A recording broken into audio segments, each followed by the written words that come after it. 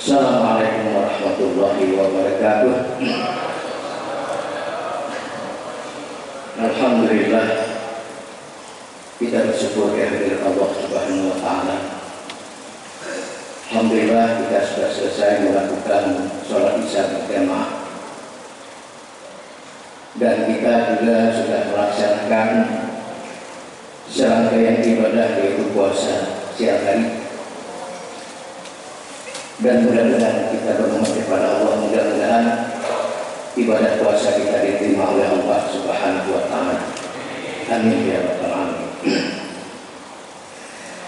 Bapak-bapak dan ibu sekalian yang berbahagia, salah satu dari hikmah puasa, Allah akan mengangkat derajat kita ke derajat yang tinggi di hadapan Allah. Yang kedua, Allah akan menggugurkan, menghapuskan semua dosa-dosa yang pernah kita lakukan. Satu waktu Nabi bersabda kepada sahabat, marhaban bil mutahhir, selamat datang hai orang bersuci, kata Rasulullah. Para sahabat saat itu bertanya, mal mutahhir ya Rasulullah, siapa yang Anda maksud orang bersuci itu ya Rasulullah? Al-mutahhiru syahrul Ramadan. Orang pensuci itu, kata Nabi, adalah kedatangan bulan suci Ramadan. Yutahhiruna minaz dzunub wal ma'asi. Dan bulan Ramadan akan menghapus segala dosa dan maksiat yang pernah kita lakukan. Lalu bapak-bapak dan ibu sekalian, timbul pertanyaan, apakah benar Ramadan ini akan menghapuskan dosa kita, mengangkat derajat kita? Kita lihat salah satu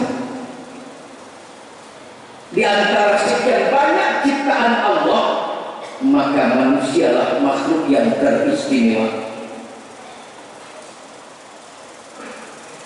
Keistimewaan manusia dibandingkan dengan makhluk-makhluk Allah yang lain, di antaranya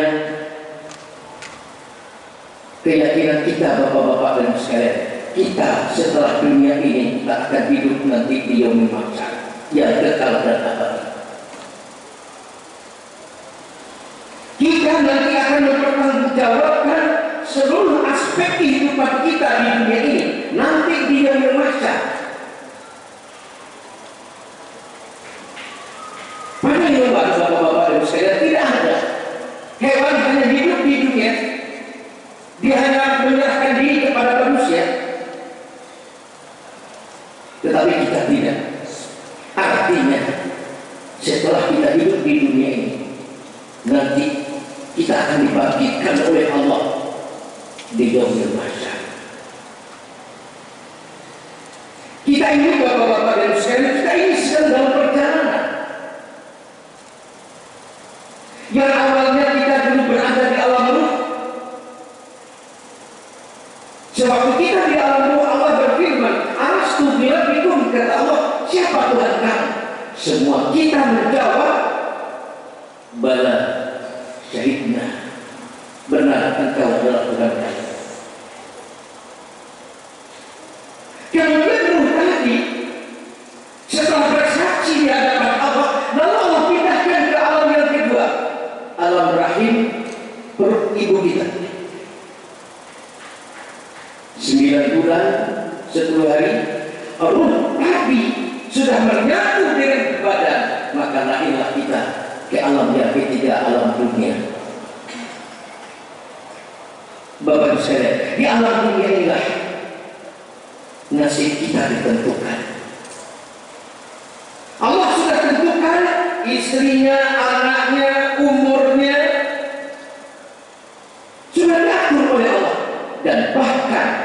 kematian pun sudah diatur oleh Allah.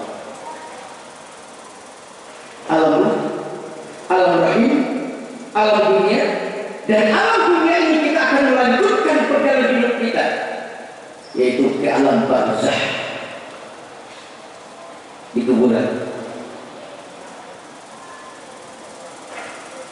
Sudah, dari alam barzakh kita akan melanjutkan perjalanan hidup kita apabila bumi ini telah dihancurkan oleh Allah. Idza zulzilatil ardu zilzalaha,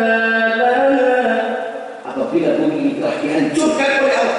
Wa akhrajatil ardu asqalaha, kami keluarkan seluruhnya, dikeluarkan oleh Allah, maka terbentanglah, yaitu yaumul mahsyar. Nanti kita di sanalah kita berkumpul di satu tempat. Allah telah menjelaskan di dalam surah Yasin, al-yawma nakhtimu ala afwahihim, pada hari itu kami kumpulkan seluruh manusia, kata Allah, wa tukallimuna aydihim, kami suruh menjawab pertanyaan kami, kaki, tangan, telinga, mata, semuanya akan menjawab pertanyaan Allah, kecuali mulut kita dikunci oleh Allah. Kami ulangi, alam ruh, alam rahim, alam dunia, alam barzakh, yaumul mahsyar, terakhir kita akan melanjutkan perjalanan hidup kita masuk surga atau kembali atau masuk ke dalam neraka. Berarti kita sedang hidup di dunia ini, Pak. Dan kita menurut kematian, dan kita menurut takdir Allah. Untuk itu Bapak-bapak dan sekalian, dalam menunggu inilah kadang-kadang kita salah, kadang-kadang kita melakukan dosa. Kenapa manusia salah? Kenapa manusia melakukan dosa? Karena di dalam diri manusia ini ada 3 komponen yang selalu berdominan. Yang pertama adalah akal. Akal sebagai alat untuk berpikir bagi kita. Akal untuk meningkatkan kualitas kehidupan kita, akallah yang berfungsi. Oleh karena itu kita lihat ada orang yang jabatannya, ada orang yang tidaknya, karena fungsi akal. Kemudian yang kedua, di dalam dada manusia itu ada disebut dengan kalbu, hati. Kalbu letaknya iman, hati letaknya iman. Kalau seseorang yang tidak punya iman, Bapak sekalian, tipis imannya, otaknya pintar, tetapi iman tipis, disitulah naik yang disebut dengan nafsu. Jadi kalau kami katakan bagian rongga kepala itu adalah tempatnya akal, dari dada ini ke bawah tempatnya hati, kalbu, sedangkan dari pusat ke bawah tempatnya nafsu. Kalau kita ini tidak punya iman, tipis iman kita, hanya kita pikirkan dunia saja, disitulah seseorang akan dikendalikan oleh hawa nafsunya. Yang kita kenal ada nafsu amarah, ada nafsu lawamah, yang ketiga ada nafsu mutmainnah. Nafsu amarah adalah nafsu yang selalu menjeret manusia ke dalam kejahatan. Innan nafsu la'alatun bisu. Apabila seseorang dikendalikan oleh nafsu amarah, maka dia akan melakukan kejahatan-kejahatan tanpa pengaruh sama sekali. Yang kedua nafsu lawamah, nafsu yang sifat. Apabila seseorang dikendalikan oleh nafsu lawamah ini, apabila dapat nasihat, kadang-kadang sadar dia. Yang ketiga nafsu mutmainnah. Inilah nafsu yang tenang. Inilah nafsu yang selalu memimpin manusia di dalam kebaikan. Kalau kita hitung-hitung Bapak sekalian 2 lawan 1, jelas kalah 1. Untuk membantu nafsu mutmainnah ini, kita dibutuhkan melakukan serangkaian ibadah. Ada ibadah yang wajib, yang sunat, yang berkaitan hablum minallah wa hablum minannas. Saya mengatakan ibadah yang kita lakukan ini adalah sebagai penakar. Mulai kita ibadah sholatnya, katakanlah mungkin cepat, kadang-kadang sering ketinggalan. Tetapi semakin bertambah umur kita, harusnya ibadahnya semakin khusyuk. Bagaimana ibadah kita bisa khusyuk? Tentunya akal kita lah berfungsi. Kita banyak mendengarkan ceramah-ceramah, kita sering membaca buku, kita mendengarkan nasihat-nasihat dari orang-orang pintar, lalu masuk ke dalam hati menjadi iman. Disitulah filter yang penting bagi kita. Bapak-bapak dan sekalian yang berbahagia, oleh karena itu salah satu istimewa manusia adalah manusia dilahirkan dalam keadaan fitrah, dan harusnya waktu kita dipanggil oleh Allah, kita juga dalam keadaan fitrah. Ya ayyuhalladzina amanu kutiba alaikumus syiyam. Hai orang-orang yang beriman. Bapak Ibu sekalian, kalau kita mencoba membuka Al-Quran, banyak sekali yang diawali dengan kata-kata ya ayyuhalladzina amanu. Dalam kita berinfak, dalam kita sholat, termasuk dalam kita puasa bulan Ramadan ini. Al-Quran Al-Baqarah 183, ya ayyuhalladzina amanu. Hai orang-orang yang beriman. Artinya bapak-bapak sekalian, kita baru setahap beriman, dan kita inilah nantinya calon-calon penghuni surga nanti di yaumul kiamat. Surga tidak diisi dengan orang kafir, surga tidak diisi oleh orang musyrik. Kita inilah. Kalau kita bandingkan dengan Al-Baqarah ayat 25, itu jelas Pak. Wa basyiril ladzina amanu wa 'amilus shalihat. Ya Muhammad, sampaikan berita ini Muhammad. Berita apa ya Allah? Kepada siapa? Kepada orang-orang yang beriman dan beramal saleh. Ini jelas. Apa beritanya ya Allah? Annalahum jannatin tajri min tahtihal anhar. Orang-orang yang beriman dan beramal saleh itu nanti kami akan masukkan ke dalam surga.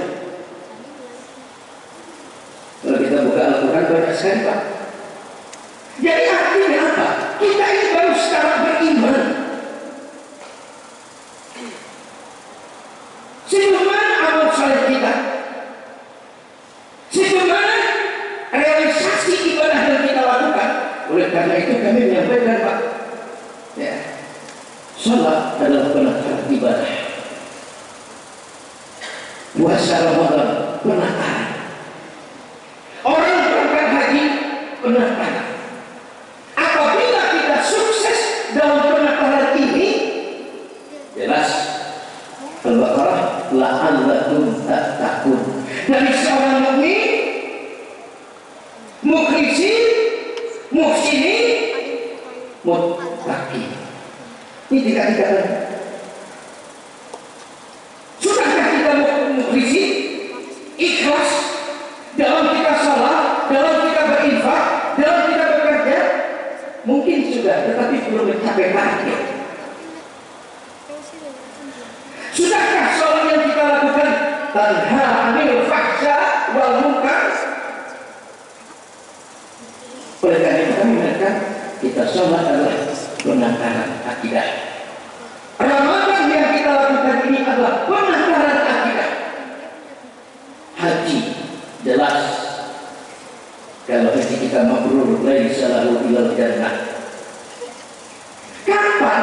Apakah waktu kita sholat? Tidak. Tentunya setelah kita melakukan ibadah, ada hendaknya perubahan-perubahan dalam kehidupan kita. Hablum minallah wa hablum minan nas. Semakin bertambah umur kita, semakin khusyuk sholat.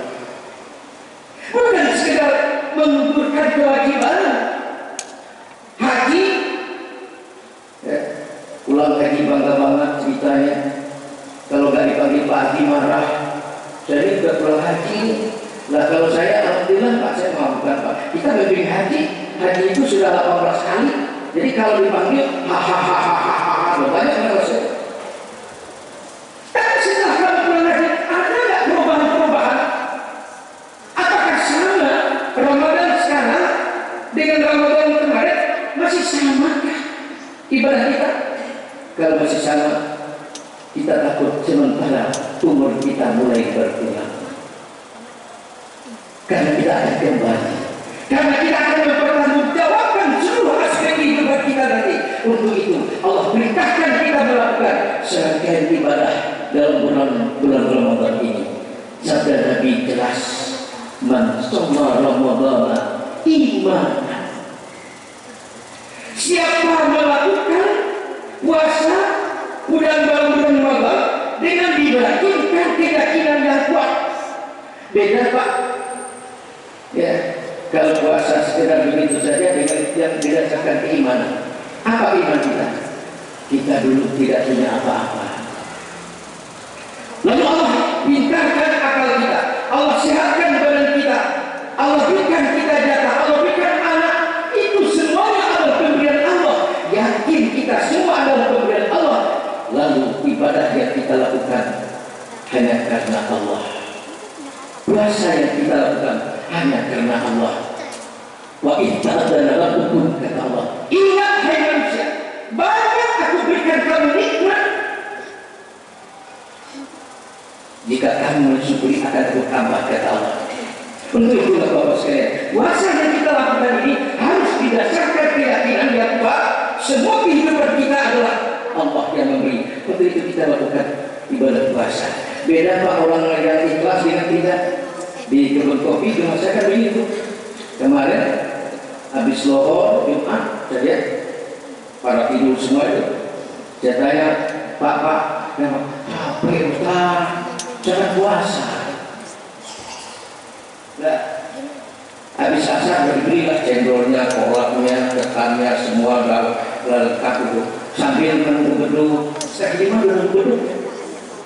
Dilihat bersama banget di puasanya. Kenapa? Sebelum ini ngopinya, ngetehnya tiap hari, tetapi disitulah iman kita berbicara satu. Pada bulan Ramadan tidak stop. Nah, kadang-kadang cucunya lewat, kom, nih engkau lagi puasa lagi Bu. Capek nih. Pas bunyi beduk, langsung kolak diminum, air teh minum, semua diminum. Apa yang terjadi? Karena satu hari siang tidak ada masuk air dan sebagainya. Waktu diminum keluar keringat kita. Udah keringat dan ngantuk gitu ngantuk. Apa kata anaknya? Pak nggak ke masjid? Wah gue nggak aja deh karena capek banget kayak puasa tadi. Tetapi kalau orang beriman Pak, sudah diatur oleh Rasulullah bagaimana cara kita berpuasa, bagaimana cara kita makan sahur, dan bagaimana kita berbuka. Yang kedua kata Rasulullah, wahtisaban. Harus ada perhitungan Pak. Bukan hitung pahalanya, bukan begitu. Baca Yasin begini, baca ini begini, baca ini. Bukan. Tetapi waktu kita berpuasa harus ada perhitungan. Apa perhitungan? Siang hari kita kendalikan nafsu kita. Kita kendalikan pancarnya kita. Di samping kita tidak makan dan minum. Bahkan kalau ada orang, sampai Rasulullah menyampaikan, kalau ada orang mengganggu kita, maaf, saya berpuasa. Bahkan daripada kontrol yang ganda kata Ustaz, buka Al-Quran. Ini. Sedangkan malam hari kita tingkatkan ibadah kita. Tarawihnya, tahajudnya, baca Al-Qurannya, zikirnya, itikafnya. Bahkan Allah memberikan kabar nanti pada penghujung nanti Ramadan Allah akan berikan satu malam Lailatul Qadar. Banyak Pak orang hanya sama Lailatul Qadar aja juga malam yang ke-20 baru salah rajin. Harusnya dari awal itu ihtisaban. Baru kata Rasulullah, man shoma Ramadhana imanan wa ihtisaban.